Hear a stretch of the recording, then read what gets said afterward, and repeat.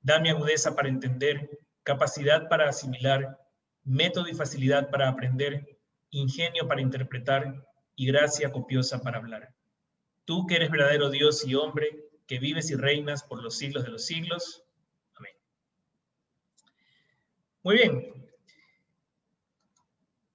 Este curso, o este taller, en realidad, que vamos a dividirlo en 4 sesiones, va a tener este contenido propuesto, que lo iremos tratando de cubrir con la paciencia de ustedes y sobre todo con sus preguntas, sus dudas.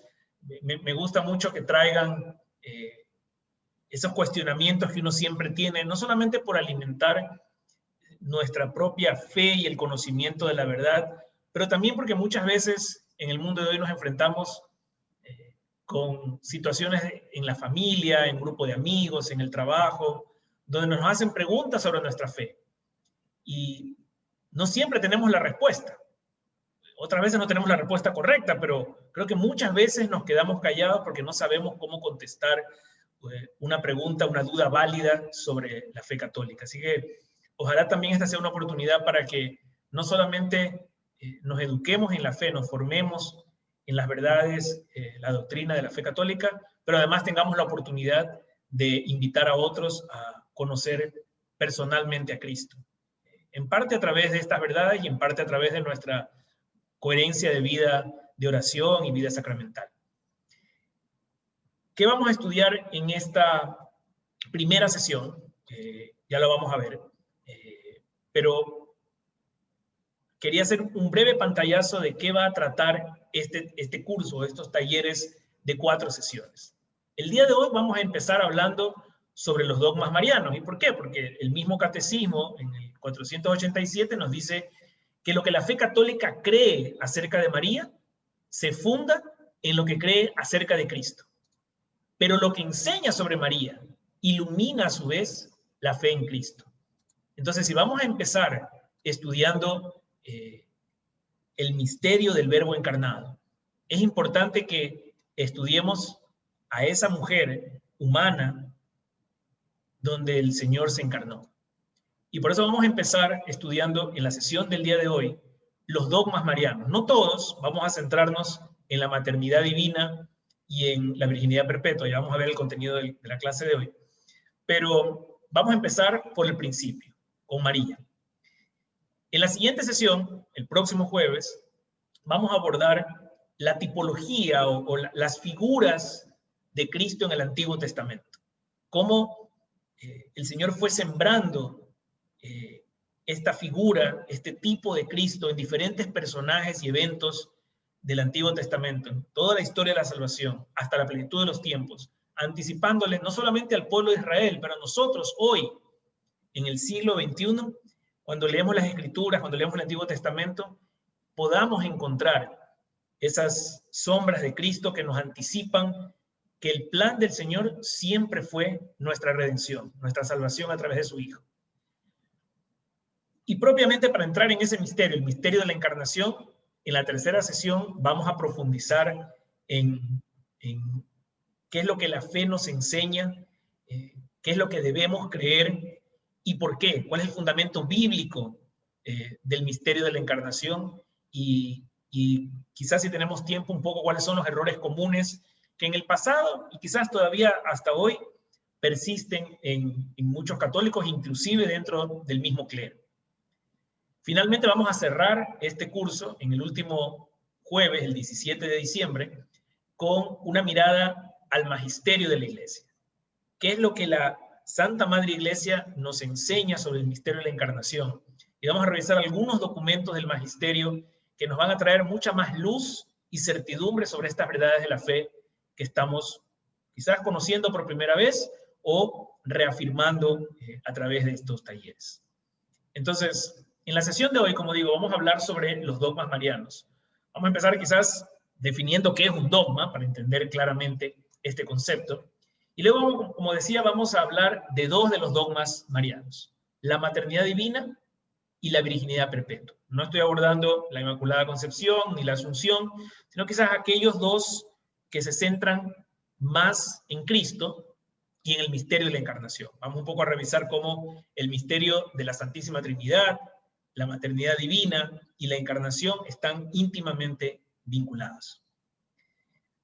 Quizá un par de observaciones sobre cómo nos vamos a manejar en el curso el día de hoy y los demás jueves. Vamos a tratar de aprovechar 1 hora u hora y 15 completa del material que he preparado para ustedes. Les pido que utilicen el chat para hacer cualquier pregunta o comentario. Buscaré un par de momentos durante la sesión para leer esos comentarios o preguntas y poderlas absolver según sea pertinente en ese momento.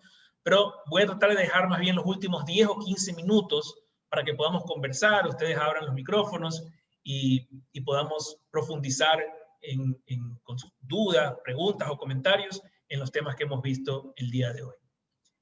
No es necesario que mantengan sus cámaras encendidas, sobre todo si eso afecta la conectividad. Así que yo sí mantengo la mía para que por lo menos vean que estoy aquí, no es una grabación. Y bueno, vamos a comenzar entonces con el contenido de hoy.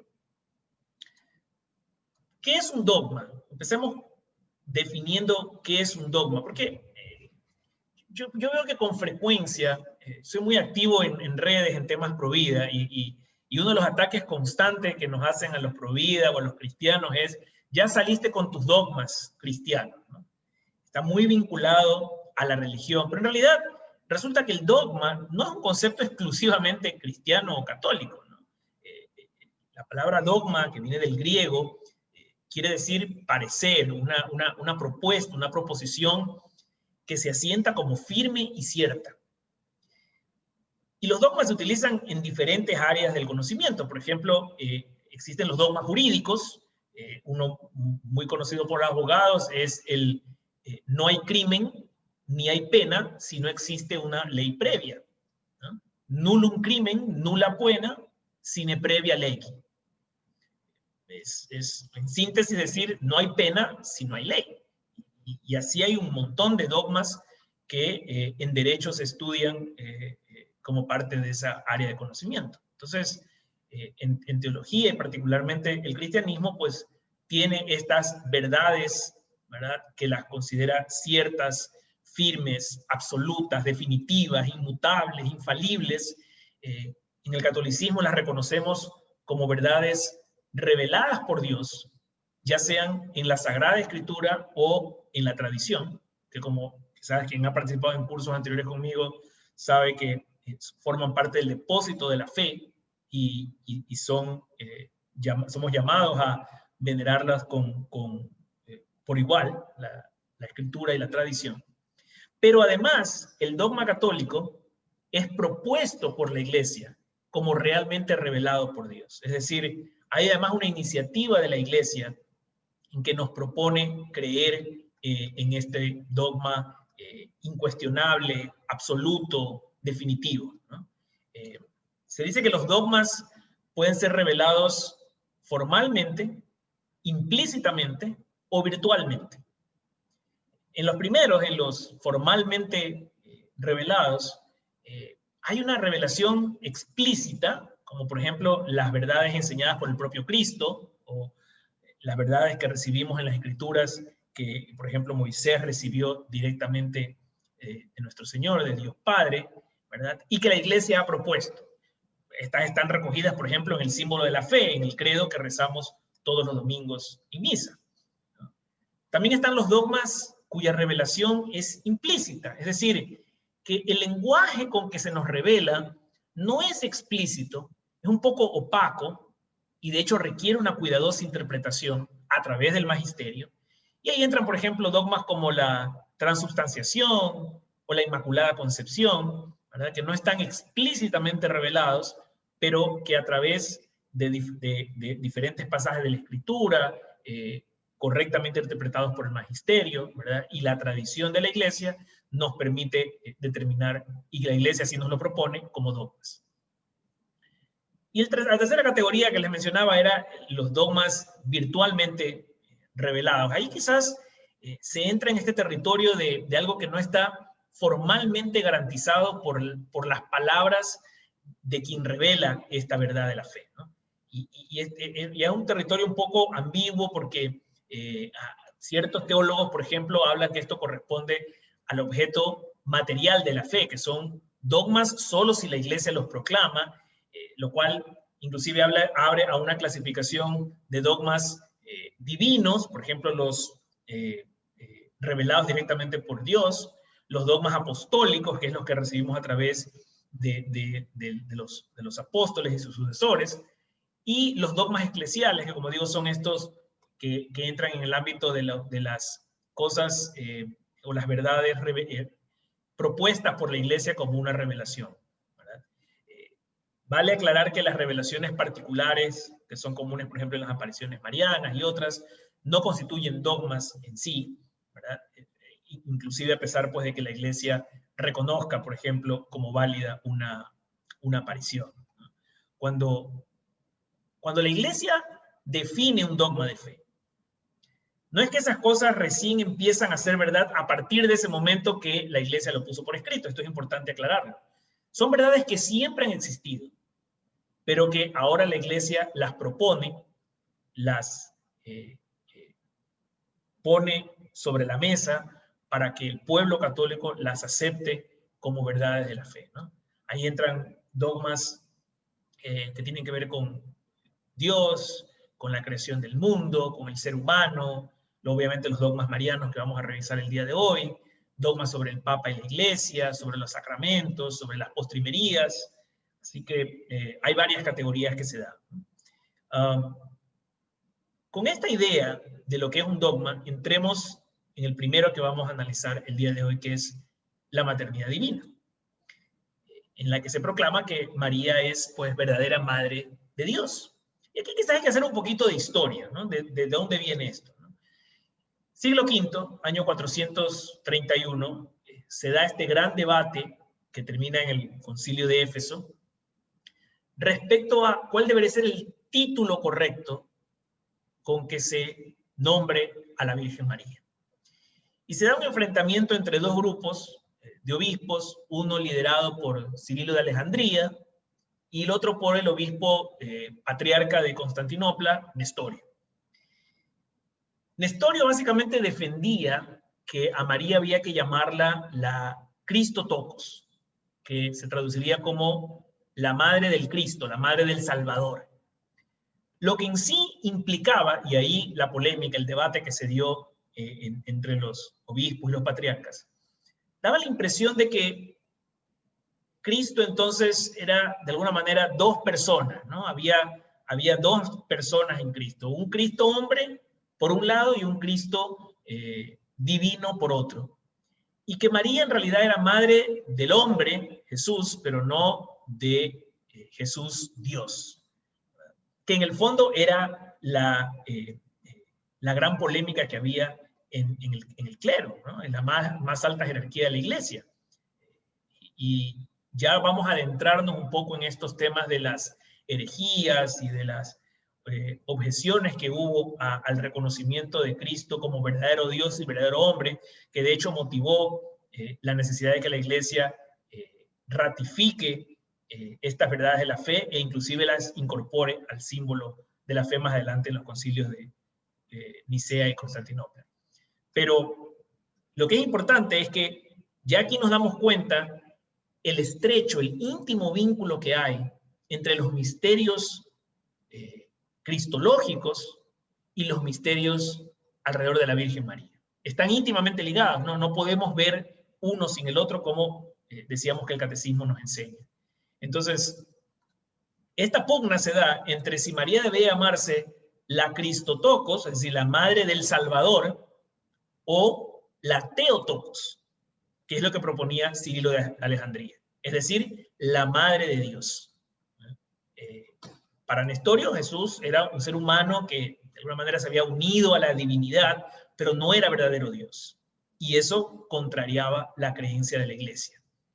Entonces, pues, finalmente triunfa la verdad. San Cirilo, junto a un número importante de obispos que lo respaldaban, defiende el título de Theotokos para María, ¿verdad? Y pues ratifica que Jesús es verdadero Dios y verdadero hombre. Dos naturalezas unidas en una única persona. La mayoría en ese concilio vota a favor de este planteamiento. Finalmente Nestorio, de hecho, es removido en su cargo de obispo.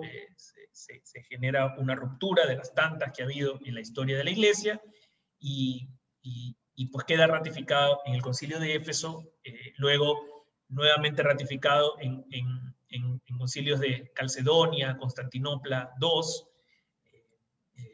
El Papa San Clementino I, pues era el que reinaba en la época del Concilio de Éfeso, y queda pues la Theotokos, ¿no? Entre las curiosidades que encontraba por ahí, encontré un antiguo himno ortodoxo bizantino que decía: el a quien el universo entero no puede contener, fue contenido en tu vientre, oh Theotokos. Y uno ve cómo la tradición de la Iglesia va acompañando estas declaraciones dogmáticas, porque finalmente, conforme pasan los años, continuamos explorando y profundizando en estos misterios que rebasan nuestro intelecto. Hay que decir esto claramente: son misterios de la fe que justamente rebasan nuestra capacidad de entendimiento, más allá de nuestro intelecto o de nuestro crecimiento espiritual. Realmente requieren de un gran acto de fe, ¿verdad? Y la Iglesia, reconociendo esto, permanentemente le da atención a transmitir de la mejor manera posible estos dogmas a las nuevas generaciones, y que se mantenga incólume, como decía, irreductible, invariable, ¿verdad?, absoluto, estas creencias de la fe, ¿no? La solemnidad del 1 de enero, que es precepto en Ecuador, viene del Concilio Vaticano II, pero en realidad el dogma de la maternidad divina se celebraba antes, en el mes de octubre. Y bueno, aquí quizás no les puse el texto de cómo finalmente quedó redactado en el Concilio de Éfeso esta declaración dogmática, y vamos a leerla ahora. Dice: si alguno no confesare que el Emmanuel, el Cristo, es verdadero Dios, y que por tanto la Santísima Virgen es Madre de Dios, porque parió según la carne al Verbo de Dios, hecho carne, sea anatema. Nos dice el Concilio de Éfeso. Y como decía, luego en Concilio Vaticano II, en el siglo XX, a través de la Constitución Lumen Gentium, leemos lo siguiente: desde los tiempos más antiguos, la bienaventurada Virgen es honrada con el título de Madre de Dios, a cuyo amparo los fieles acuden con sus súplicas en todos sus peligros y necedades. Y es importante quizás rescatar, viendo el contexto histórico, ¿verdad?, desde los inicios de la Iglesia, que el pueblo judío pues no reconocía en la mujer una figura legal, sino básicamente el varón. Y por eso ya nos llama la atención, y vamos a entrar ahorita en la siguiente lámina a ver estos ejemplos, pero ya nos llama la atención cómo siempre era costumbre citar a una persona por su padre, ¿no?, la genealogía de su padre. Pero cuando leemos la genealogía en el Evangelio de Mateo, capítulo 1, vemos que cuando llega a José, va descendiendo, ¿no?, todo el linaje de David, y cuando llega a José, se salta sorprendentemente, ¿no?, detiene su lista, su mención de varones y varones, varón, padre de otro varón, padre de otro varón, que engendró otro varón. Pero cuando llega a José, nos sorprende diciendo: José, el esposo de María, de la cual nació Jesús. E inserta a esta mujer en esta genealogía aparentemente patriarcal, y la distingue, ¿verdad?, dándole ese puesto ahí como la madre de nuestro Señor. Hablemos un poco del misterio, porque que María sea madre de Dios, como ya decíamos al inicio, implica otro misterio elevadísimo, quizás el más difícil de comprender, y es el de la encarnación del Verbo. Por eso yo quise comenzar primero hablando de María, para luego introducirnos en el misterio del Verbo encarnado, la segunda persona de la Santísima Trinidad, que sin dejar de ser lo que es, se convierte en lo que no es, y asume esta naturaleza humana formada en el seno de María. Y es concebido Cristo como un verdadero hombre, hijo de una verdadera mujer, sin dejar de ser Dios. Y claro, se vuelve un misterio inteligible que requiere mucha reflexión, mucha oración, mucha fe, pero al final la verdad que se nos propone es que María es madre de Jesús, hombre, de eso pues nadie tiene duda, eso es contundente porque lo engendró dándole todo lo que una madre humana le da a su hijo humano, lo llevó en su vientre, le dio a luz, pero no podemos perder de vista que ese niño, Jesús, también es la segunda persona de la Santísima Trinidad. Y si una madre es madre de un hijo completo, persona y naturaleza, ciertamente ella era madre de Jesús hombre y de Jesús Dios. El Concilio de Éfeso nos decía, la Santa Virgen es madre de Dios, pues dio a luz carnalmente al Verbo de Dios hecho carne. Y más adelante en el Concilio de Calcedonia se nos dice, Cristo, ahí hay un typo, Cristo fue engendrado de María, madre de Dios, y como decía, ratifica el dogma mariano. Papa Pío XI más adelante en Lux Veritatis nos dice, todos debemos reconocer y venerar a la bienaventurada Virgen María como verdadera Madre de Dios. Y claro, ustedes pueden hasta ahora decir, está bien, todo esto son declaraciones de obispos y de papas que se reunieron a proclamar estos dogmas. Bueno, ¿dónde dice en la Biblia que María es Madre de Dios? Es importante porque siempre tratamos de que estos talleres tengan este fundamento bíblico, en parte para lo que les decía, para que cuando se confronten o sean confrontados por alguien en la familia, en su trabajo, en la universidad, tengan la oportunidad de invitarlos a encontrar las raíces de nuestras creencias, de nuestra fe en las Escrituras, también la tradición, pero vamos a ver algunas bases bíblicas. Y la primera que quiero recordar es la maldición de Dios al hombre justamente después del pecado original. Ustedes recuerdan esa escena, Adán y Eva han caído en pecado, se ocultan de Dios, el Señor los busca, ¿verdad? Y empieza a jalarle las orejas, y después de este llamado de atención, de hecho, los sentencia duramente, ¿no? Y entre las cosas que dice en el Génesis 3:15, esto que conocemos como el protoevangelio, porque nos anticipa la venida de Cristo ya inmediatamente en el capítulo 3 del Génesis, luego después del pecado original. Y le dice, pondré enemistad entre ti y la mujer. Se está dirigiendo a la serpiente, porque en ese momento puede maldecir a los hombres, a Adán y Eva, ahora maldice a la serpiente y le dice, pondré enemistad entre ti y la mujer, entre tu descendencia y la suya. ¿Verdad?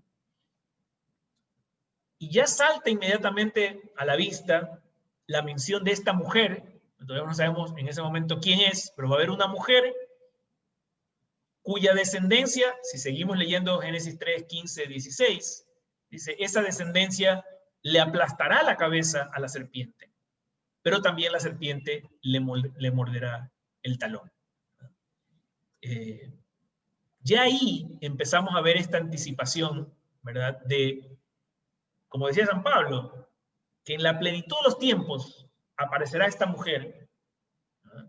Y que Dios habrá enviado a su Hijo, nacido de esta mujer, nacido bajo la ley, con un propósito importante. Y sabemos que, de hecho, el nombre de Jesús indica su identidad y su misión. Jesús significa Dios salva. Nos dice San Pablo que envía a Cristo para liberar a los que se hallaban bajo la ley y para que recibiéramos la condición de hijos. Esto en Gálatas 4:4. Y ya vemos cómo desde el Génesis, desde el inicio de la creación y la caída del hombre, el Señor tiene un plan para nuestra redención. Y ya nos anticipa, por eso le llamamos el protoevangelio, que habrá esta mujer cuya descendencia vencerá al maligno y le aplastará la cabeza. Pero hay otras figuras, otros tipos de María en el Antiguo Testamento que vale la pena que los vayamos identificando. Particularmente quiero ver una pequeña lista de estos otros embarazos milagrosos que nos propone la Escritura y que anticipan el gran milagro de la encarnación. Quizás uno de los más famosos, hay que empezar con el embarazo de Sara, la mujer de Abraham, ¿verdad? A quien la Santa Trinidad, como dice la tradición, visita y le anuncia a Abraham que un año después, cuando ellos regresen, pues su mujer ya estará embarazada. Sabemos que la historia va ahí que Sara se ríe, bueno, después lo niega, le dice, no, si te reíste. De hecho, por eso su hijo se llama Isaac, ¿no? Significa risa. Pero ellos dudan. Abraham y Sara, que ya eran muy mayores, 100 y 90 años respectivamente, dudan de esta idea de poder concebir un hijo tan tardíamente. Pero ¿qué le responde? La Trinidad la voy a llamar, pero ¿verdad? Estos tres visitantes extraños le dicen, ¿hay acaso algo imposible para Yahweh? Y ya anticipa que el poder de Dios puede producir este embarazo milagroso. El hombre sin fe hasta se ríe de esta propuesta, pero para Dios nada es imposible, como el mismo Señor nos lo diría más adelante en el Nuevo Testamento. Otro embarazo milagroso, pues el de la mamá de Samsón, la mujer de Manoa, a quien también se le aparece un ángel, ¿verdad?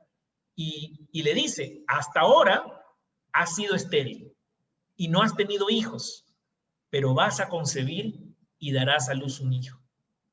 Ustedes saben, pues Sansón es uno de los, en el libro de los jueces, es uno de los jueces que pues vence a los filisteos, y bueno, tiene una historia muy famosa, pero quizás perdemos de vista a veces en esa historia esa concepción milagrosa que solo se da por intermedio y la mano de Dios, y el anuncio, como sucede también con María, es a través de un ángel. Y claro, está la famosa cita del libro de Isaías, el gran profeta, que dice, el Señor les dará esta señal, Isaías 7:14. La Virgen está embarazada y da a luz un varón a quien le pone el nombre de Emmanuel, es decir, Dios con nosotros. Que como recordamos, más adelante el evangelista va a citar a Isaías justamente con esta frase con que el ángel le anuncia a María la encarnación, ¿verdad? Y ahí hay, bueno, varias historias de estos embarazos milagrosos, ¿no? Está también Ana, la madre de Samuel, que también era estéril, que también el Señor la hizo concebir de su marido, como leemos en Primera de Samuel. Está también en Segunda de Reyes, la mujer esta sunamita, por la que Eliseo, el profeta, intercedió. ¿Te recuerdan? Ella y su marido le habían preparado una habitación porque veían que siempre pasaba, él era un hombre de Dios, y él en gratitud les dijo, ¿qué necesitan? Pero realmente ellos lo tenían todo, entonces él le pregunta al criado, ¿qué podemos hacer por ellos? Y él les dice, pues que en efecto ellos no habían podido concebir hijos. Así que también se da ese embarazo milagroso que en estos diferentes pasajes del Antiguo Testamento nos van direccionando la mirada hacia que, primero, el poder de Dios y su iniciativa puede resolver cualquier problema humano. Entonces, la esterilidad o estos embarazos milagrosos, pues para Dios, en su omnipotencia, son totalmente posibles, ¿verdad? Y de hecho nos invitan a creer en ese ofrecimiento con fe, como hizo el Señor a través de los ángeles con todas estas mujeres y sus maridos. Pero también es una invitación a mirar con esperanza, como nos dice el profeta Isaías, que finalmente habrá esta mujer virgen que dará luz al Dios con nosotros, al Emmanuel. y empieza a cerrar estas historias de embarazos milagrosos en el Antiguo Testamento y encaminarlos hacia esa gran concepción que pasaría en la plenitud de los tiempos. Y creo que es interesante porque conforme pasan los años, creo que nos volvemos cada vez menos conocedores del Antiguo Testamento, nos enfocamos más en los evangelios.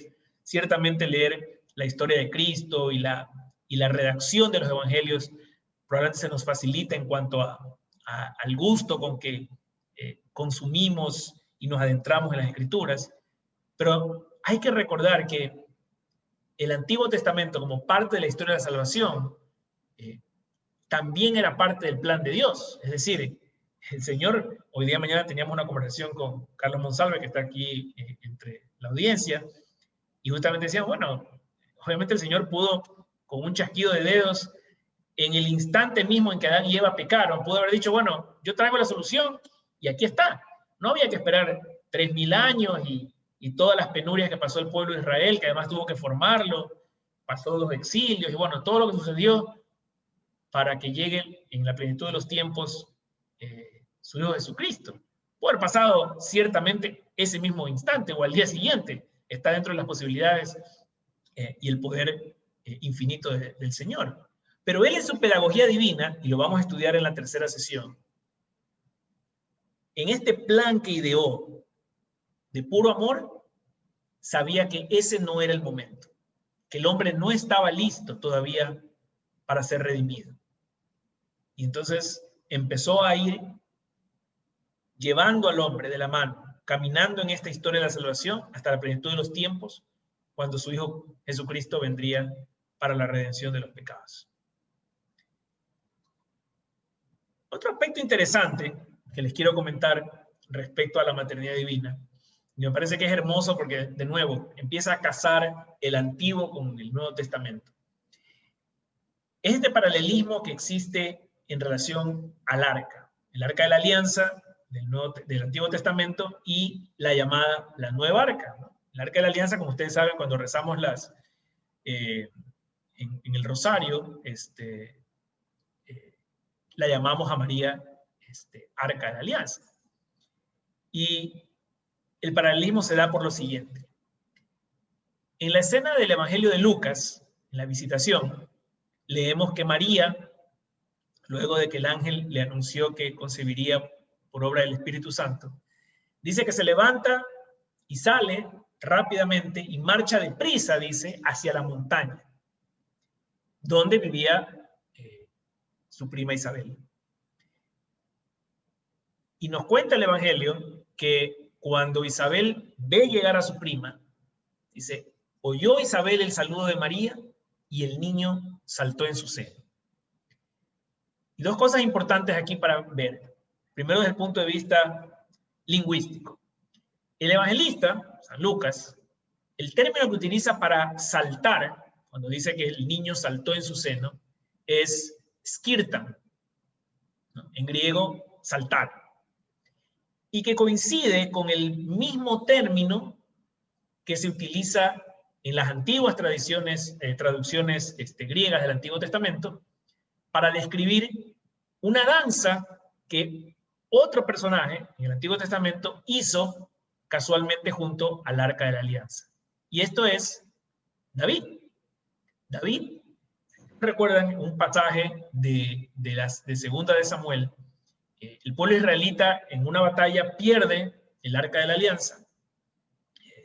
Finalmente los enemigos sufren, la mano del Señor inflige dolor y castigo a quien ha robado el arca. Ellos la devuelven, pero inclusive en ese proceso de la devolución sucede que uno de los acompañantes en el grupo que iba con David, que fue a recuperar el arca, la toca el arca sin mala intención, pero porque se estaba resbalando de la carreta en una colina y de hecho muere por tocar el arca porque no era puro. Y el propio David se asusta y él dice, bueno, entonces yo no quiero esa arca en mi casa tampoco ahorita porque capaz que me pasa algo, así que vamos a dejarla, dice, en la casa de Abinadab. que quedaba casualmente ¿dónde? En una colina, en una montaña. ¿Y cuánto tiempo permanece el arca de la alianza en esa montaña, en esa colina? Nos dice el Antiguo Testamento, el segundo libro de Samuel, que permanece 3 meses. Como empiezan a ver los paralelismos. Un arca en una montaña, 3 meses. Como sabemos que María visitó a Isabel en la montaña y permaneció con ella ¿cuánto tiempo? 3 meses.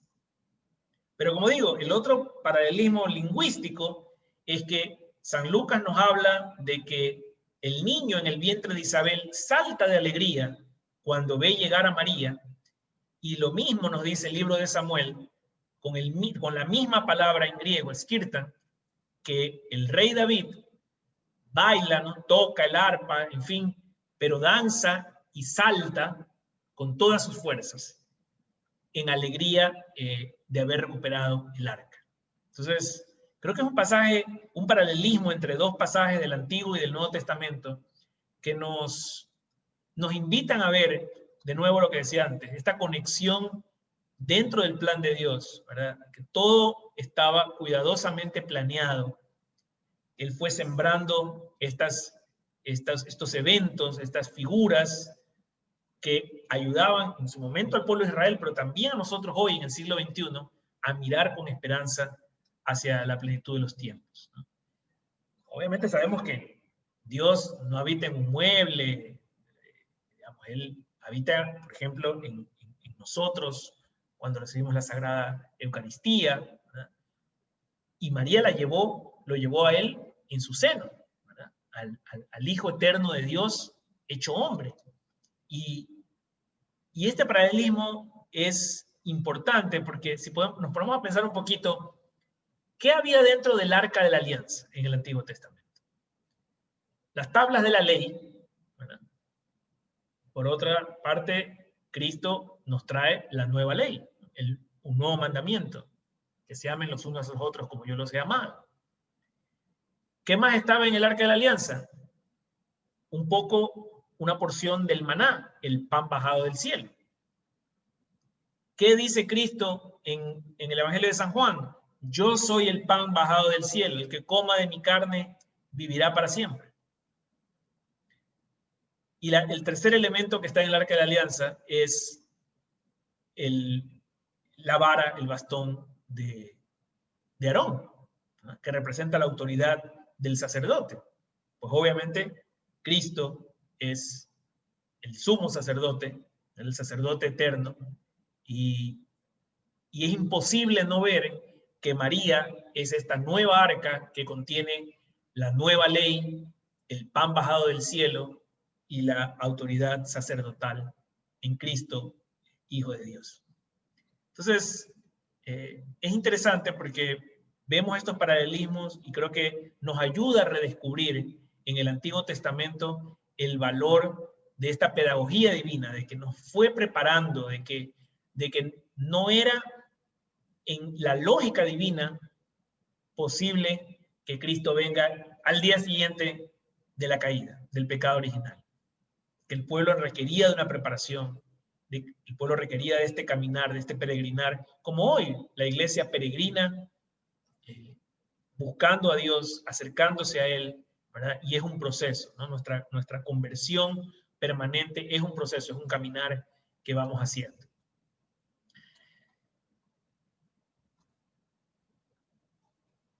La tercera cita con la que quiero cerrar este tema del Arca de la Alianza tiene que ver ya con una mirada escatológica, una mirada hacia el fin de los tiempos, el escatos. Y voy a referirme a este pasaje del Apocalipsis capítulo 11, donde nos dice, se abrió en el cielo el santuario de Dios y apareció en su santuario el arca de su alianza. Y luego me salto al capítulo 12, donde dice, y apareció en el cielo una señal grandiosa, una mujer vestida del sol, con la luna bajo sus pies y una corona de 12 estrellas sobre su cabeza. Es un pasaje que nos ayuda, nos empuja a ver otro aspecto importante de la realidad de María. Y es que ella, como arca viviente de la alianza, como la nueva arca, tiene un extraordinario destino en su gloria y marca el camino. Si tuviéramos tiempo en otro curso cuando estudiemos la Asunción, veríamos cómo le marca el camino al cristiano de cuál es esa gloria, esa vida bienaventurada, esa vida de gracia a la que somos invitados. Y ella, que está tan íntimamente unida a su Hijo, que acogió con fe esta propuesta del ángel y engendró en la carne, pues está allá, ahí, en el cielo, compartiendo la gloria de Dios. Y entonces, leyendo el Apocalipsis, uno no puede sino mirar con esperanza ese escatos o esos últimos tiempos, ¿no? El futuro de nuestra vida como personas, pero también de la humanidad, ¿verdad? Esta mirada de esperanza, que quizás en este año 2020, con todo el sufrimiento y las muertes que hemos pasado en las familias, amigos y conocidos, puede ser difícil mirar tanta muerte con esperanza, y sin embargo, el cristiano vive su vida permanentemente en preparación para ese punto donde recién comienza la vida eterna, la vida que el Señor nos promete, que es su vida de gracia, ¿no? No sé si hay alguna pregunta hasta ahora. Voy a aprovechar a hacer una pausa aquí, ver si había alguna pregunta en el chat. No veo nada. Muy bien. Vamos a avanzar entonces con el segundo dogma de la noche de hoy, que es la virginidad perpetua. Básicamente, la Iglesia proclama que María fue virgen antes, durante y después del parto. Y vamos a leer lo que el Catecismo nos dice, ¿no?, en el numeral 499.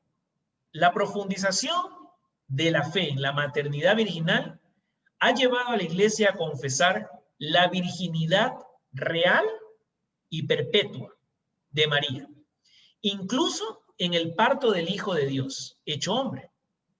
En efecto, dice el Catecismo, el nacimiento de Cristo, lejos de disminuir, consagró la integridad virginal de su madre. La liturgia de la Iglesia celebra a María como la Aipartenos, que es la siempre virgen. Y la Iglesia en realidad, no solo desde este catecismo, pero desde siempre ha manifestado de manera constante su fe en la virginidad perpetua de María. De hecho, si uno ve los textos más antiguos, la llamaban simplemente la Virgen, implicando que ese atributo correspondía a todo el arco de su vida. Y el testimonio uniforme de todos los evangelios, bueno, el de Marcos en realidad no lo dice explícitamente, pero ya lo vamos a analizar. Pero todos los evangelios confirman esta fe en la concepción virginal de Jesús, que estaba enraizada firmemente en estos ambientes de la iglesia primitiva. Es decir, si uno ve, lo vamos a ver en detalle en la siguiente lámina, ¿verdad?, lo que significaba la virginidad en esa época. Pero siguiendo un poquito más allá de los evangelios, siglo I, vamos al siglo II, los padres de la iglesia, Ignacio de Antioquía, por ejemplo, que era discípulo de San Juan y se dice que inclusive recibió el episcopado directamente de Pedro, proclama que Cristo ha nacido verdaderamente de una virgen. San Teodoreto de Ciro, en el siglo V, nos dice pues que San Ignacio recibió este episcopado de Pedro, es una persona, padre de la iglesia, con mucha autoridad para decir lo que dijo, ¿verdad? Vemos, por ejemplo, el segundo credo de la historia de la iglesia, que fue escrito por San Epifanio en el año 374, siglo IV, y decía, el Hijo de Dios se encarnó, es decir, fue engendrado de modo perfecto por Santa María, la siempre Virgen, por obra del Espíritu Santo.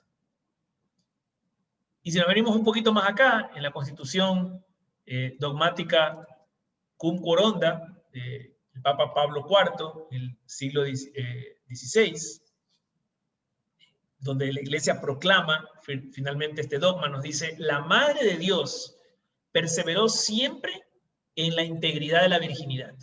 Es decir, antes del parto, en el parto y perpetuamente después del parto. Ya vamos a ver esas 3 instancias para analizarlas una por una, sus raíces.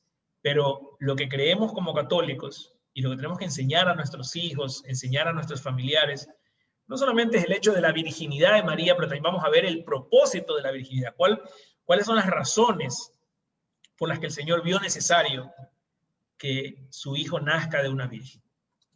Primero veamos la base bíblica, que siempre es importante, como digo, tenerla clara, sobre todo cuando somos confrontados por un hermano separado o inclusive por católicos que no tienen muy clara la película respecto a estos temas. Veamos primero el Evangelio de Mateo, ¿no? Cuando Mateo, y esto lo dije al inicio, empieza listando toda la genealogía de Jesús, a cada varón lo caracteriza como engendrado por un padre, por otro varón, es decir, fulano, hijo de sultano, o fulano, que era el padre de sultano. Siempre de varón a varón iba pasando de generación en generación. Pero cuando llega a Jesús, no dice que José es el padre de Jesús o que José engendró a Jesús, como lo hizo con sus antepasados, sino que lo menciona José, porque era importante desde el punto de vista legal que Jesús tenía un padre legal que era José. Pero curiosamente, como decía antes, se salta y nos dice Jacob, que fue padre de José, y ahí hace un salto a la derecha y dice esposo de María, de la que nació Jesús, llamado Cristo. Mateo capítulo 1. En toda esta genealogía donde van de varón en varón en varón, cuando llega Cristo, se salta y de José mencionas a su esposa María, y es de ella, no de José, que nace el niño Jesús. Claro, digo, es importante que lo mencione José por el tema legal, ¿verdad? Él tenía padre y madre ante la ley judía, ¿verdad? Pero esta declaración de San Mateo excluye totalmente la intervención de José en la concepción de Cristo. Es el padre legal, pero no participa de la concepción. No hay un varón de por medio, sino la obra del Espíritu Santo. Y San Lucas nos da un poco más de información. Como recuerdan, él profundiza más en esta etapa de la vida de Cristo y nos dice que le anuncia el ángel, ¿no?, a una virgen que estaba comprometida o desposada con un hombre perteneciente a la familia de David, llamado José. Y el nombre de la virgen era María. Y aquí este detalle es importantísimo porque San Lucas nos habla explícitamente de que se trataba de una virgen, pero no cualquier virgen, era una virgen que ya estaba desposada, ya estaba comprometida con un hombre llamado José. Como ustedes recordarán, en la tradición judía, los esposos no convivían ese primer año luego del matrimonio, sino que la mujer permanecía viviendo con su familia y es recién al término de este primer periodo que el hombre llega, y leímos recientemente en el Evangelio de hace 2 domingos, ¿verdad?, la parábola de las doncellas que esperan justamente al novio que llega para el banquete. Pues de forma similar en algún momento José habrá llegado y ya se la lleva a María a vivir con él. ¿Y por qué es interesante esto? Porque primero San Lucas nos recuerda nos pone la atención en el hecho de que esta era una virgen, pero que ya estaba desposada con otro. ¿Y qué es lo que los teólogos ven aquí de curioso, de particular?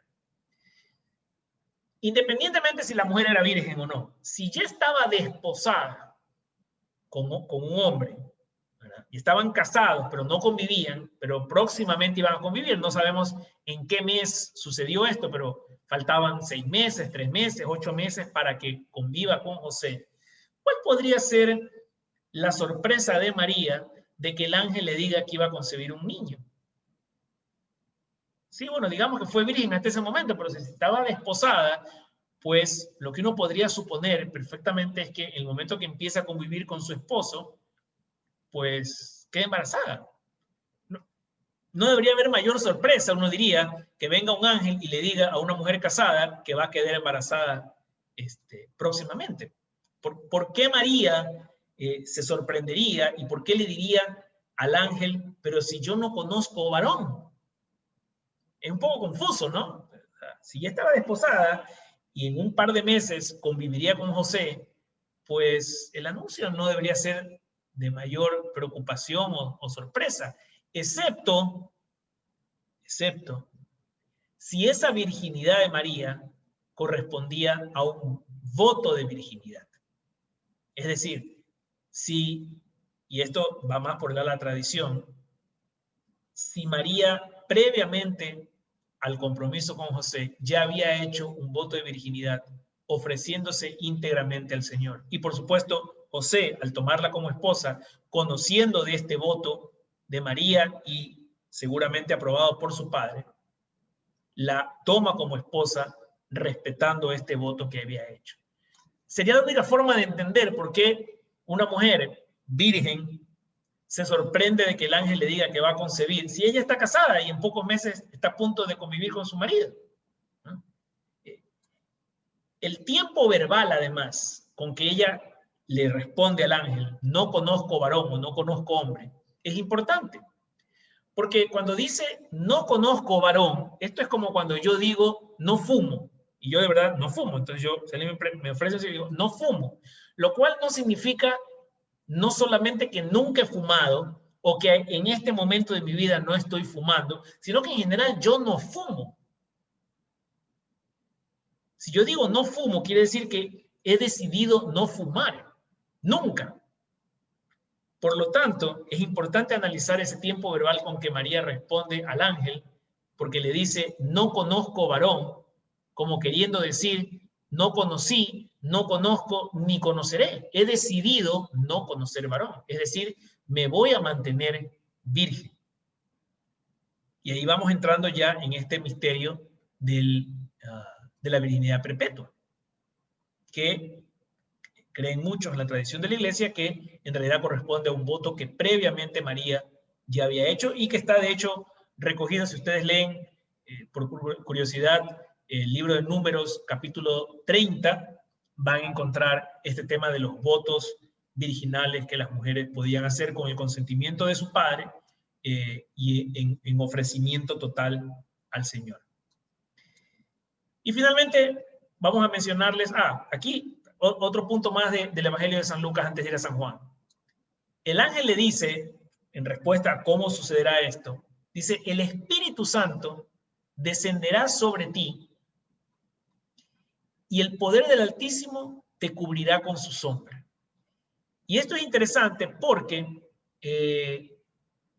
leemos también en el Antiguo Testamento estas mismas palabras en relación al Arca de la Alianza. No lo mencioné el pasaje, pero en relación al Arca de la Alianza, estos verbos de cubrir con su sombra son exactamente los mismos utilizados en relación al Arca de la Alianza. Entonces, ahí vemos nuevamente estos paralelismos entre el Antiguo y el Nuevo Testamento y esta prefiguración o esta tipología de lo que sería la Virgen que concebiría gracias a la sombra del Espíritu Santo.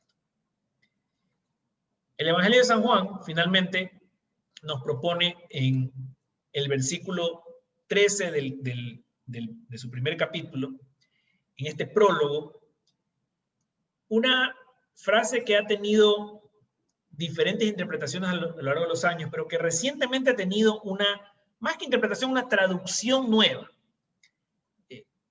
Históricamente hemos leído ese prólogo de San Juan que habla de que ellos no nacieron de la sangre, ni por obra de la carne, ni de la voluntad del hombre, sino que fueron engendrados por Dios. En plural.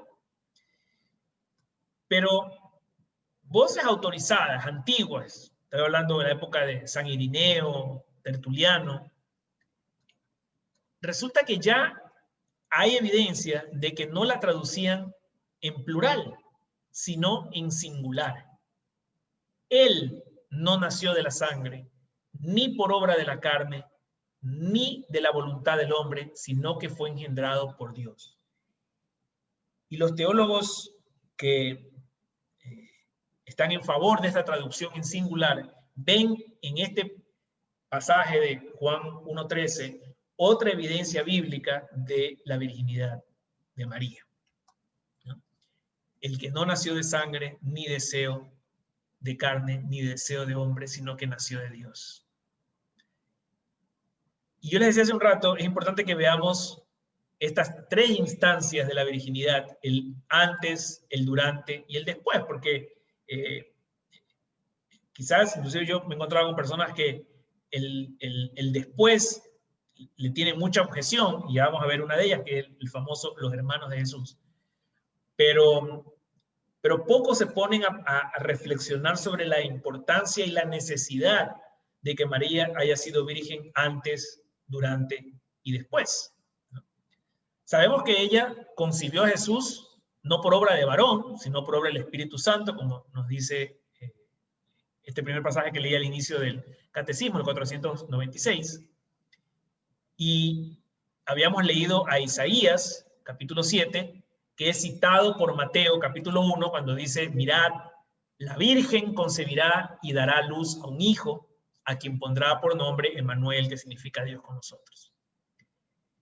Dos cosas importantes. Primero, la palabra virgen, como la escribe San Mateo, en griego utiliza el término alma. Y alma significa virgen, ¿eh? Aunque hay algunas traducciones en que también la ponen como joven, ¿no? Como doncella. Porque de hecho había otro término que significaba específicamente virgen en hebreo, que es betzlah.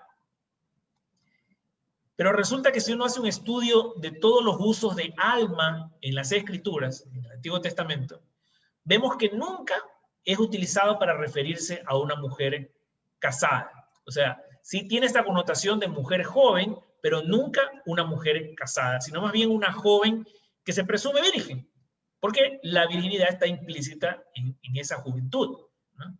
Vemos, por ejemplo, que Isaías no utilizó betzlah, porque esa palabra además no cuenta o no toma en cuenta la edad, sino que puede usarse para una mujer mayor estéril.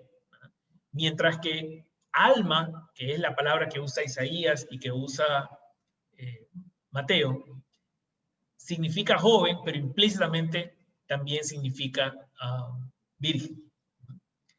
En el concilio de Letrán vemos esta escritura que pues nuevamente nos recuerda que Cristo no fue concebido por semen de hombre, sino por obra del Espíritu Santo. Y el concilio XI en Toledo también dice, guardando intacta su virginidad y no habiendo conocido unión viril, suministró, quiere decir María, al verbo materia de la carne fecundada por el Espíritu Santo. Es decir, ella fue virgen en el momento de la concepción. Pero también es virgen durante el parto, y esto quizás le rompe la cabeza a mucha gente que trata con su intelecto humano de comprender cómo así la Virgen da luz y permanece virgen. Bueno, ciertamente el nacimiento virginal de Cristo no puede ser otra cosa que un milagro, ¿no? Un hecho sobrenatural, como lo fueron muchos de sus actos públicos, pero en particular me quiero referir a esos pasajes posteriores a la resurrección, donde los 4 evangelios nos cuentan que el Señor se le aparece a los apóstoles, ¿verdad?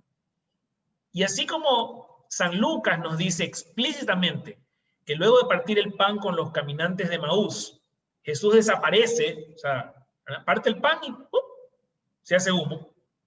Se entiende que lo hace sin salir por la puerta.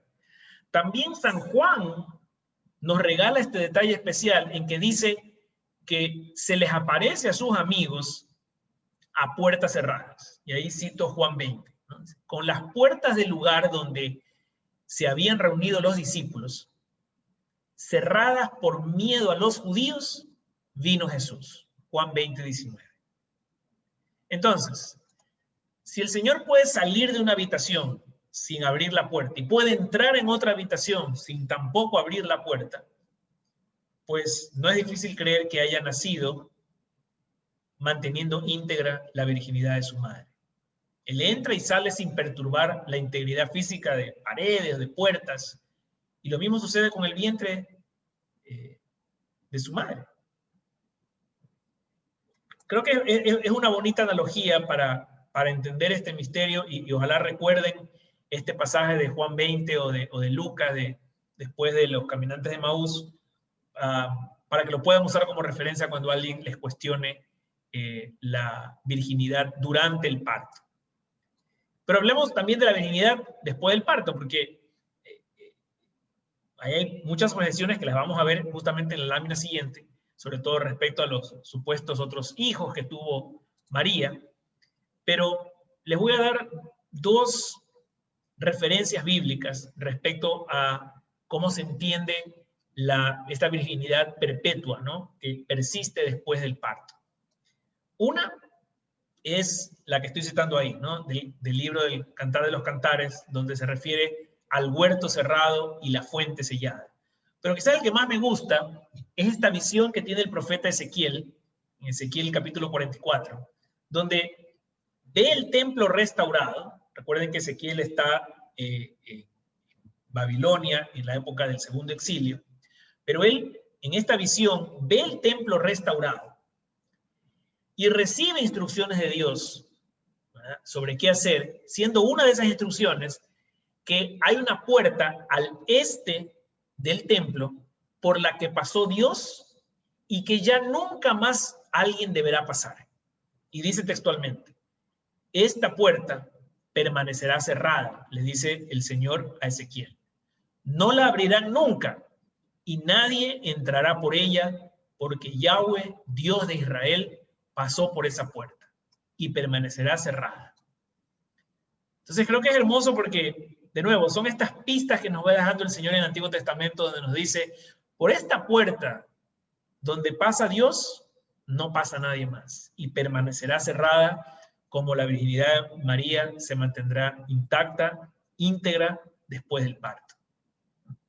Y sabemos que los santos padres de la iglesia han usado este versículo, como también el del Cantar de los Cantares, de forma espiritual, ¿no? Para tratar de inculcar a las nuevas generaciones siempre este dogma de la virginidad perpetua de María, ¿no? Quizás no quiero dejar de mencionar, como lo dije hace un rato, el tema de los tiempos verbales. En el Evangelio de Mateo, él habla en un modo perfecto cuando dice que María ha concebido y María ha dado a luz. Lo que, si uno se pone a analizar el contexto de la frase, del versículo, pues nos dice que esa concepción virginal persiste, digamos, la virginidad luego de la concepción y del parto, ¿no? Porque está en un tiempo de pasado perfecto, ¿no? Ha concebido, ha dado a luz, y es como cosa cerrada, huerto cerrado, fuente sellada. Me parece que vi por aquí titular el chat, a ver si hay alguna pregunta. Me llamó la atención el término que usaste de la Trinidad cuando te referiste a la concepción de Sara. Ok. Esa es la pregunta privada. No voy a profundizar mucho en esto porque el tema no es la Trinidad, pero ustedes pueden revisar el capítulo 18 del Génesis, donde hay esta visita curiosa de 3 hombres que visitan el campamento de Abraham y de Sara, ¿verdad? Pero curiosamente, aunque son 3, Abraham corre y se postra ante ellos y le dice: mi señor. Se refiere a ellos en singular, ¿no? Les sirve, manda al criado a que cocine un cordero, en fin, y los atiende con mucha reverencia, ¿no? La tradición cristiana y católica, y bueno, también la tradición ortodoxa, hay un icono hermoso que representa esta visita de lo que se cree es la Trinidad. Es que estos 3 hombres que visitaron a Abraham eran el Padre, el Hijo y el Espíritu Santo. En otro rato, que tengamos tiempo, hacemos una sesión solamente sobre la Trinidad y profundizamos más. Inclusive ahí tengo la imagen del icono, que es hermoso, y todo el análisis que hay al respecto de ella. Muy bien.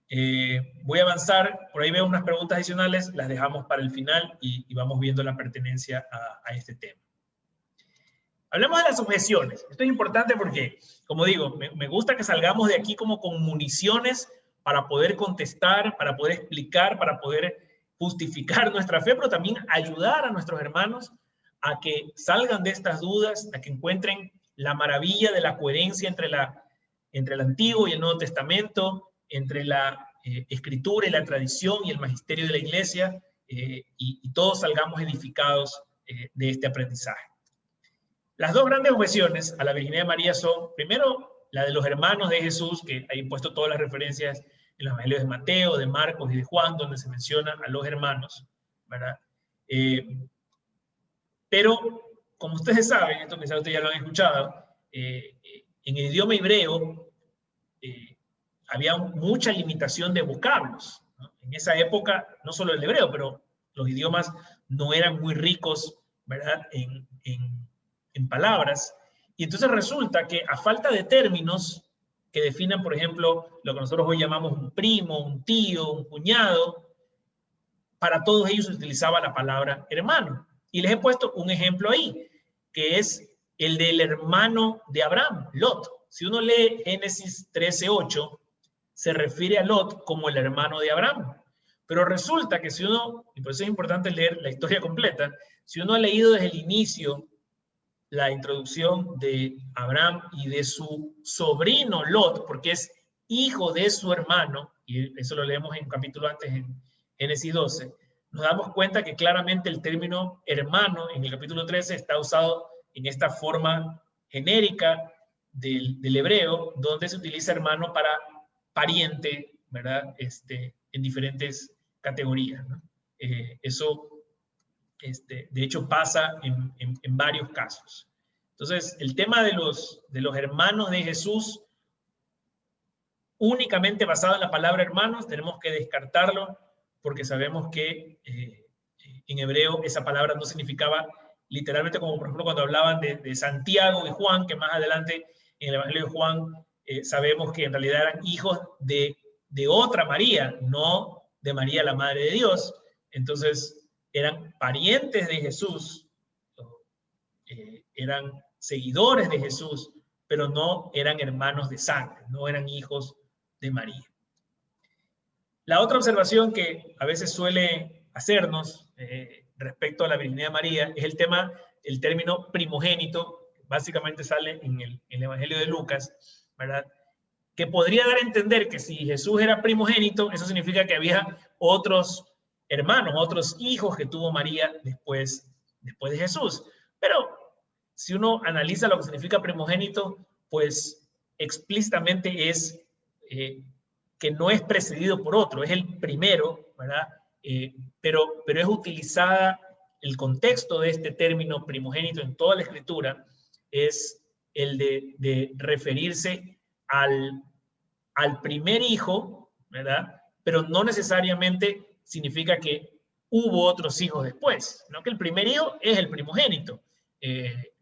Y eso hay varios casos en la Escritura en que vemos que no necesariamente hubo hijos posteriores y eso no le quita el nombre de primogénito al primero y único, como en el caso de Cristo. Y finalmente, ya para dejar un poquito de tiempo para las preguntas, los comentarios, solo quería referirme al tema de las razones, ¿no? Estos dogmas que creo que nos han ayudado a empezar a alinear la cristología desde la mariología.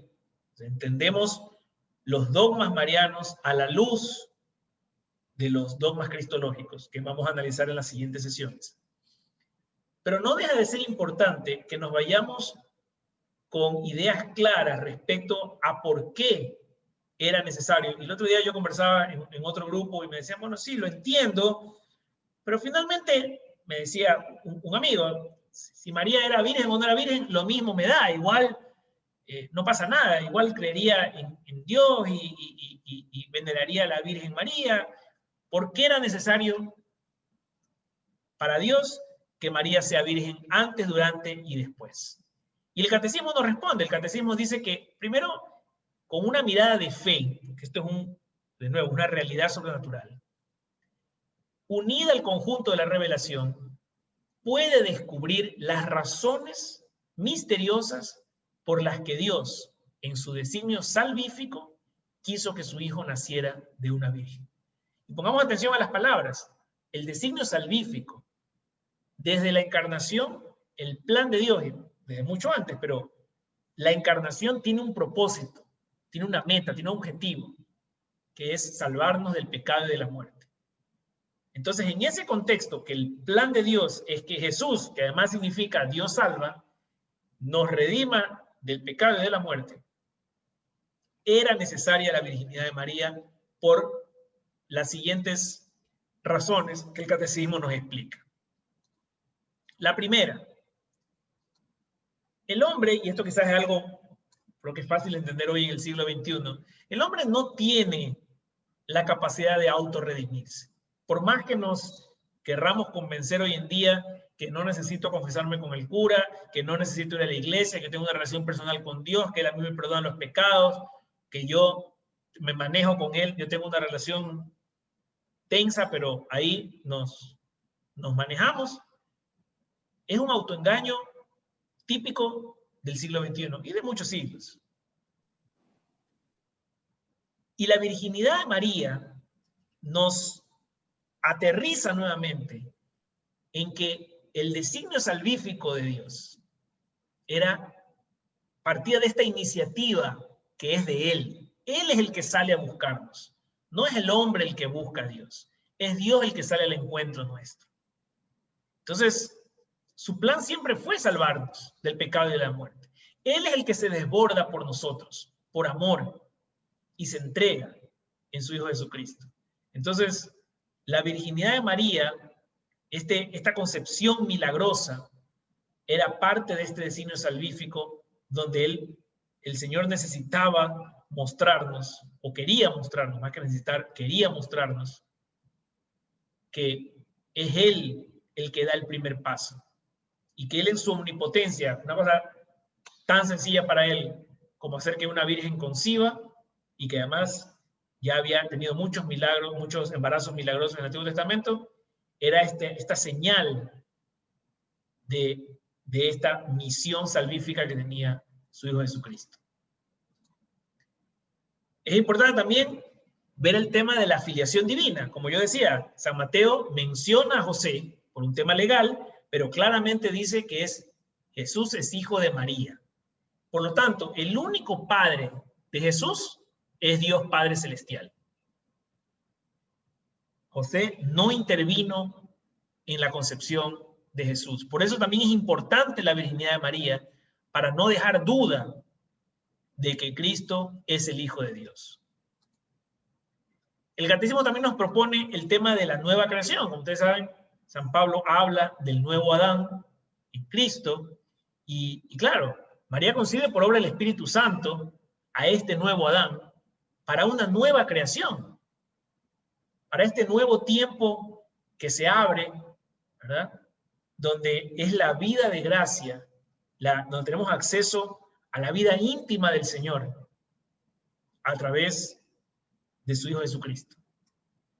Entonces, de nuevo, la necesidad de que María haya sido virgen también era para señalizar el hecho de que empezábamos de cero, en una tierra virgen, en una nueva creación, donde Dios haría un nuevo cielo y una nueva tierra. También es importante, nos dice la Iglesia, ver el sentido esponsal de la vocación humana. ¿Por qué?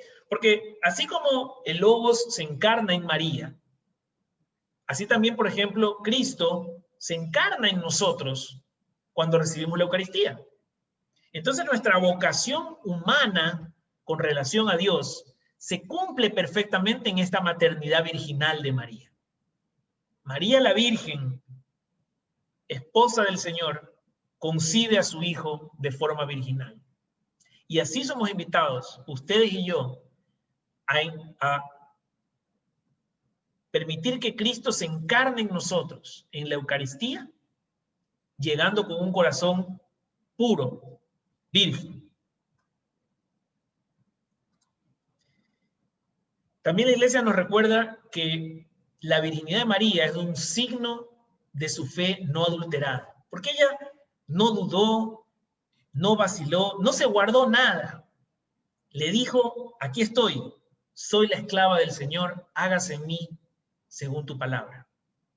Y esa invitación a rendirnos a la voluntad de Dios también es otro llamado que la Virginidad de María nos hace permanentemente, a entregarnos como ella en un momento se entregó, con ese voto de virginidad y con esa obediencia en la anunciación. Así también somos invitados nosotros a vivir una vida de fidelidad al Señor, en esta fe incorruptible. Y finalmente el catecismo nos hace el paralelismo entre la virginidad de María y la virginidad de la Iglesia, en el sentido de esta figura perfecta donde la Iglesia también es madre, porque acoge la palabra de Dios con fe, ¿verdad? Y es llamada, todos nosotros, como miembros en este cuerpo místico de Cristo, que es la Iglesia, a también ser vírgenes o guardarnos íntegros y fieles a Dios, que es esposo que en las bodas del Cordero quiere casarse con la Iglesia. Y a lo que somos invitados permanentemente, quien ha estudiado un poco la teología del cuerpo de San Juan Pablo II, y un poco de esto se filtra aquí en el catecismo, sabe que también con nuestro cuerpo visible, físico, conseguimos hacer visibles estas realidades invisibles o sobrenaturales que el Señor nos propone, que son básicamente su vida de gracia y que la vivimos de la manera más perfecta posible a través del acceso a los sacramentos, en particular la Eucaristía. Y bien, eso es lo que tenía para la sesión de hoy. Nos quedan unos minutos para preguntas, para comentarios. Voy a revisar aquí el chat a ver qué nos comentan. Y si no, pues abro el micrófono para quien desee hacer alguna pregunta o comentario, con mucho gusto.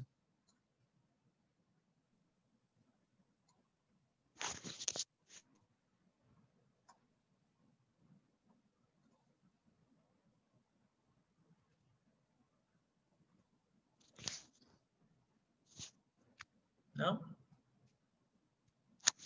Los dejé pensando en todos. Bueno, me quedo... Sí. Adelante, ¿alguien iba a hablar? Hola. Sí, hola, buenas noches. Hola, Pablo. Bueno, a mí como que sí me quedó igual un poquito o sea, me gustó mucho la parte en la que comentaste lo de que la puerta, o sea, que si quien ya pasó, o sea, ya no tiene por qué, o sea, como que Nadie más nadie más pasará. debería Sí. entrar. Ajá.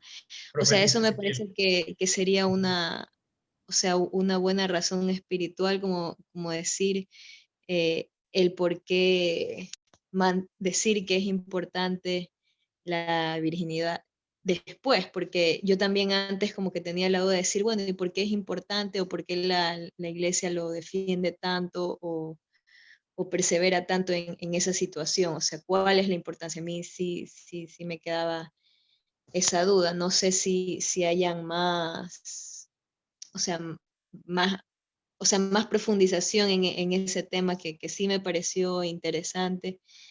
Importante también un poco el tema del voto. Yo no conocía mucho acerca del tema de los votos que podían haber incluso estando casadas. Claro, como me imagino que como antes en esa época, a veces habían también gente que se casaba por compromisos, o sea, eran temas arreglados, no sé, o sea, no conozco un poco, no conozco tanto el contexto. Y también me gustaría tal vez un poco entenderlo mejor, ¿no? Porque sí me hace lógica, me hace sentido el hecho de que si ella hizo un voto en esas circunstancias, entonces ahí sí vale la pena pensar que se mantenga el tema de o sea, de la virginidad perpetua ya luego, ¿no? Sí, bueno, ahí te sugiero, Jenny, revisa el capítulo 30 del libro de Números, 30:13, me parece que es el versículo específico, pero vale leer el capítulo completo. y ahí te vas a dar cuenta que en realidad esto no sucede típicamente con la mujer ya casada, sino la mujer soltera es la que hace estos votos de virginidad, y de hecho menciona que lo hace con la venia o la autorización del padre. O sea, el padre de la chica le autoriza a tomar estos votos de virginidad, porque claro, esto podría terminar en que no se case. En el caso de María, pues se sobreentiende que José la tomó por esposa, obviamente a sabiendas de que ella era, digamos, no solo que era virgen, pero que había hecho estos votos de virginidad. Inclusive eso corrobora la otra tradición que hay respecto a que José pudo haber sido muy mayor, capaz que hasta viudo, ¿verdad? Todas estas cosas ya son especulaciones, hay una fuente por aquí y por allá, pero digamos, también hay esa otra vertiente que habla de un José mayor, que además luego en los evangelios no se lo menciona más, quizás porque falleció, porque ya era de avanzada edad, y que pues quizás también por eso él acepta tomar a esta mujer con voto de virginidad como esposa.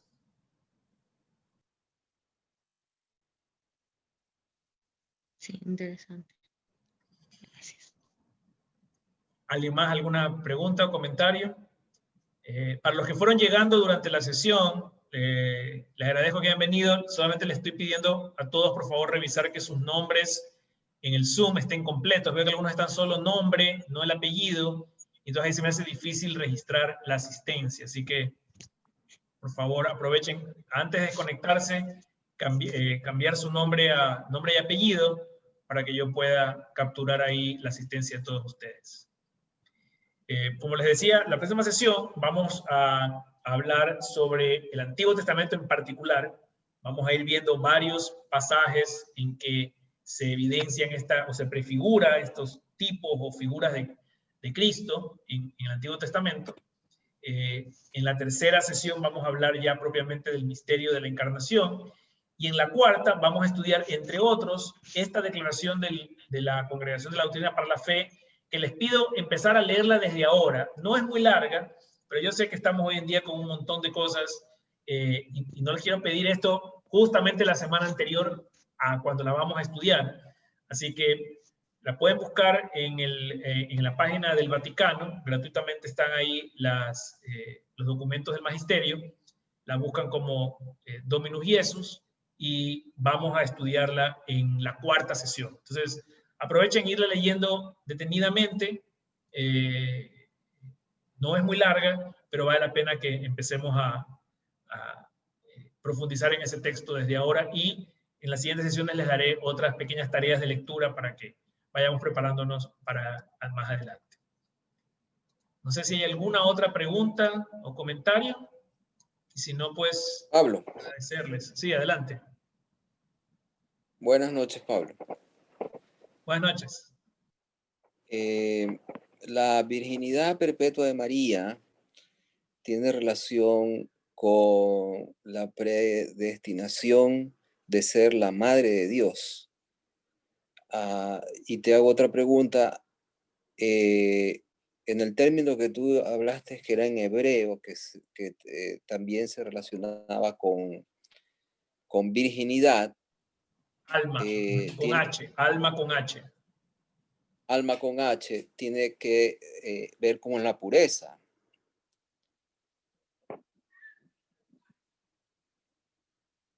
Bueno, en esta sesión no teníamos tiempo para ver todos los dogmas, pero cuando uno se adentra en el dogma de la Inmaculada Concepción, pues vuelve a tocar justamente los aspectos que usted menciona, la relación entre la pureza, la virginidad, ¿no? La llena de gracia, y todos estos dogmas obviamente están entrelazados, se alimentan unos a otros. Pero sí, esta referencia, digamos, del hebreo, ¿no? del alma, más bien ahí yo buscaba darles un poco la visión de esas otras interpretaciones que a veces se hacen, porque uno suele leer traducciones donde ese pasaje de Isaías dice, la joven concebirá un hijo, no dice la virgen. Entonces, a veces puede ser confuso, y simplemente quise dejar en claro el contexto en que se utilizaban estos términos, porque en efecto pues había un término más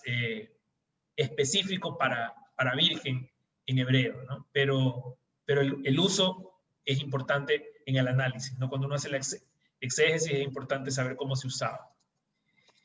Veo otras preguntas. La selección de José también fue realizada por Dios con mucha anticipación, ciertamente, y menciona que es del linaje de David. Alguien más preguntaba acá sobre la presentación de María en el templo, cuando era niña. Ok. Bueno, eso deberíamos abordar un momento cuando conversemos sobre la Inmaculada Concepción, y ahí un poco ver si sería lógico pensar que si María fue concebida inmaculada, libre de pecado, fue concebida en el vientre de una mujer que no estaba libre de pecado.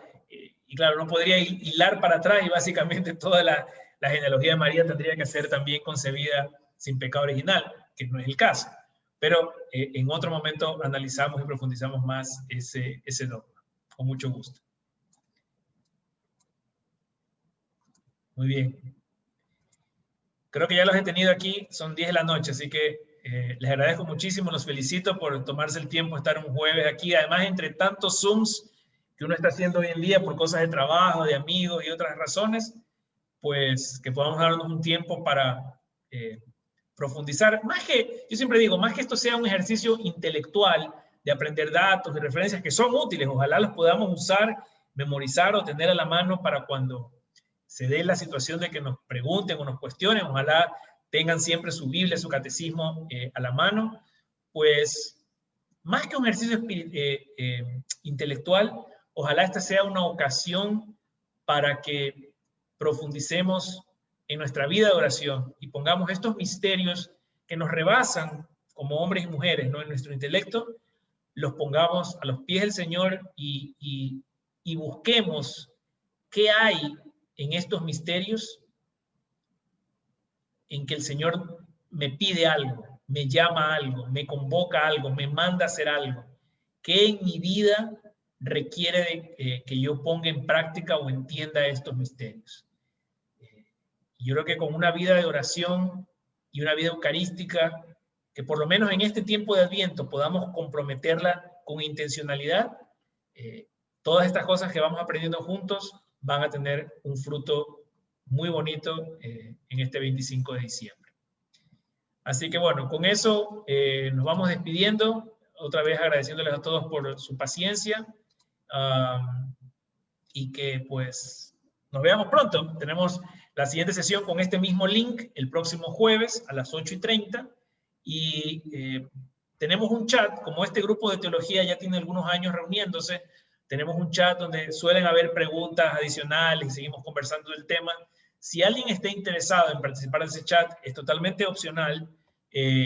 Déjemelo saber en un mensaje para que podamos añadirlo con su teléfono a ese chat. No es obligatorio, no tratamos de abordar otros temas que no sean estrictamente los de estos talleres, pero con el pasar de los días y uno vuelve a leer algo, surgen preguntas, así que pues ese puede ser el foro adecuado para discutirlas. Muchas gracias a todos ustedes y terminemos por favor con una oración a nuestra Madre Santísima para que nos ilumine, nos acompañe y nos lleve de la mano en este Adviento para vivir una Navidad como nunca antes. Dios te salve María, llena eres de gracia, el Señor es contigo. Bendita eres entre todas las mujeres y bendito es el fruto de tu vientre Jesús. Santa María, Madre de Dios, ruega por nosotros pecadores, ahora y en la hora de nuestra muerte. Amén. Gloria al Padre, al Hijo, al Espíritu Santo, como era en el principio, ahora y siempre, por los siglos de los siglos. Amén. Muchas gracias y buenas noches. Que pasen muy bien. Gracias. Gracias. Gracias, Pablo. Buenas noches. Buenas noches. Un abrazo a todos. Buenas noches.